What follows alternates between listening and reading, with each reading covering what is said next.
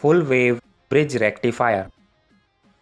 जब हमारे पास supply alternating form में हो जबकि हमें ज़रूरत डीसी फॉर्म की हो, यानी डायरेक्ट करंट सप्लाई की हो, तब कन्वर्जन की ज़रूरत होती है, जिसे एसी टू डीसी कन्वर्जन कहते हैं या फिर रेक्टिफिकेशन। इस पर्पस के लिए जिस सर्किट का यूज होता है उसे रेक्टिफायर कहते हैं। रेक्टिफायर्स के कई प्रकार होते हैं, जिनमें से एक ब्रिज रेक्टिफायर भी होता है। यहाँ पर फुल वेव का मतलब यह है कि एसी से डीसी कन्वर्जन साइकिल के दोनों ही पार्ट में हो रहा है, यानी पॉजिटिव और नेगेटिव पार्ट। और इस कार्य के लिए जिस सर्किट का इस्तेमाल होता है वह व्हीटस्टोन ब्रिज सर्किट की तरह होती है। इस कारण से इस कॉन्फ़िगरेशन को फुल वेव ब्रिज रेक्टिफायर बोलते हैं। इसमें एक एसी सप्लाई होती है, एक ट्रांसफार्मर जिसका इस्तेमाल वोल्टेज के लेवल को चेंज करने के लिए होता है, 4 डायोड्स, यहाँ पर D1, D2, D3, D4 और एक डीसी इलेक्ट्रिक लोड जो कि कोई भी इलेक्ट्रॉनिक डिवाइस हो सकता है, जैसे कि मोबाइल, कोई बल्ब या फिर कोई मोटर जो डीसी पर कार्य करता हो। चलिए अब इसकी वर्किंग को समझते हैं। जब अल्टरनेटिंग सप्लाई को ऑन करा जाता है तब एक अल्टरनेटिंग वोल्टेज VAB ट्रांसफार्मर की प्राइमरी वाइंडिंग के अक्रॉस अपेयर होता है। यह हाई वोल्टेज ट्रांसफार्मर द्वारा स्टेप डाउन कर दिया जाता है ताकि यह वोल्टेज आगे की सर्किट के लिए सुटेबल हो। इस वोल्टेज को हम यहाँ पर VCD मान लेते हैं। अब यह वोल्टेज VCD जब ब्रिज सर्किट के अक्रॉस अवेलेबल होता है तब क्या होता है, पॉजिटिव साइकिल के लिए टर्मिनल C पर पॉजिटिव पोलैरिटी होती है जबकि टर्मिनल D पर नेगेटिव पोलैरिटी होती है।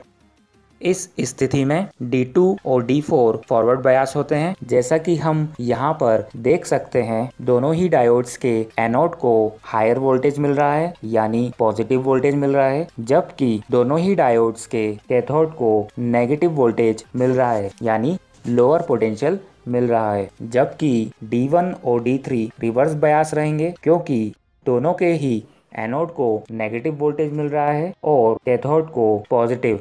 फॉरवर्ड बायस होने की वजह से D2 और D4 एक चालू स्विच की तरह काम करते हैं, जिसकी वजह से करंट लोड में से होता हुआ इस पाथ के जरिए फ्लो करता है।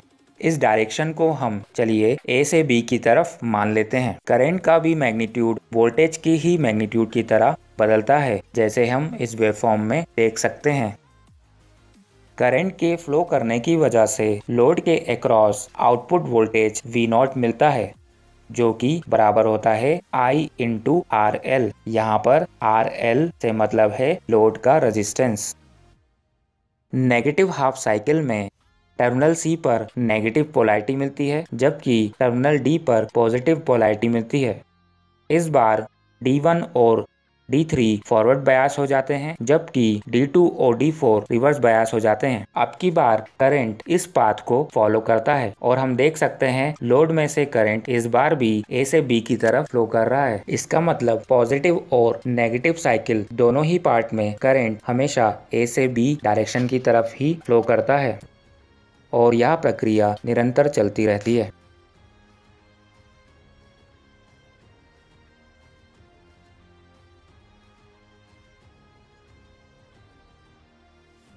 इस प्रकार दिया गया by directional alternating current unidirectional direct current में परिवर्तित किया जाता है। तो इस प्रकार ब्रिज रेक्टिफायर कार्य करता है। आशा करते हैं आपको यह बेसिक आइडिया हो गया होगा कि ब्रिज रेक्टिफायर कार्य कैसे करता है। होप आपको पसंद आया होगा। अब हम इसको और भी डिटेल में अपने अगले वीडियोस में कवर करेंगे। अगर आपको वीडियो पसंद आया है तो इसे लाइक करें और इसे शेयर करें और हमारे चैनल को सब्सक्राइब करें। Thank you.